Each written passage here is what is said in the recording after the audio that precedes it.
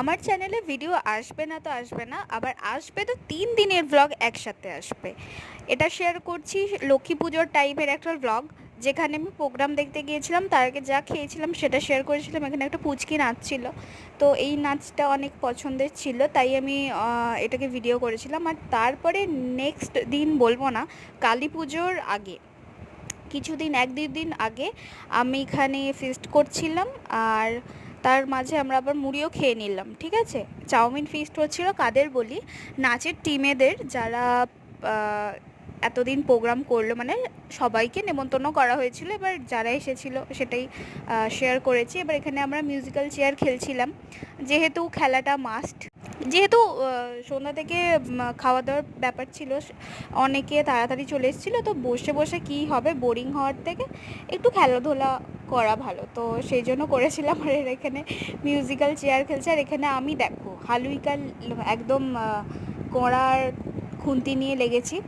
আর এখানে খাওয়া দাওয়ার ক্লিপস আমি নিইনি, যেহেতু ফোনে 10% চার্জ ছিল, প্লাস আমার ভালো লাগছিল না, আর আমি খেতে দিচ্ছিলাম, সার্ভ করছিলাম। এটা হলো তারপরের দিন, নাচ শিখিয়ে আমি যাচ্ছি দিদি বাড়ি, পাপি যাচ্ছিলো, তো আমি টুক করে রেডি হয়ে চলে গেলাম।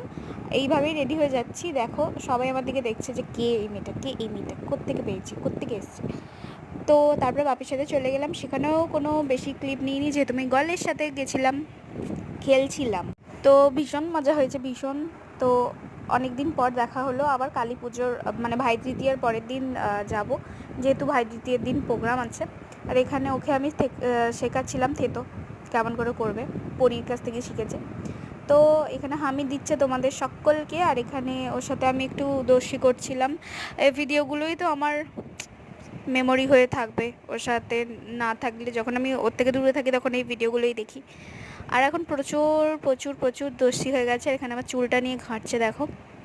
তারপরে ওকে বলছিলাম যে দাঁড়া, দাঁড়িয়ে একটু নাচ কর, নাচ করতে বলেছি তো আমার কাছে ছুটে চলে এসেছিলো। সো আর এই যে উল্টে পাল্টে যাচ্ছে। তো বাড়ি আসার সময় ভীষণ মন খারাপ হয়ে গিয়েছিলো। আমি তো কখনো ওকে দেখিয়ে বাড়ি আসি না, আমি সকালেই চলে আসি ও ঘুম থেকে ওঠার আগে জিজুর সাথে। চাউমিন খাওয়াটা আমার কাছে রোজের একটা হবি হয়ে গেছে, মানে হ্যাবিট হয়ে গেছে। তো এটাই ছিল ব্লগ, বাই।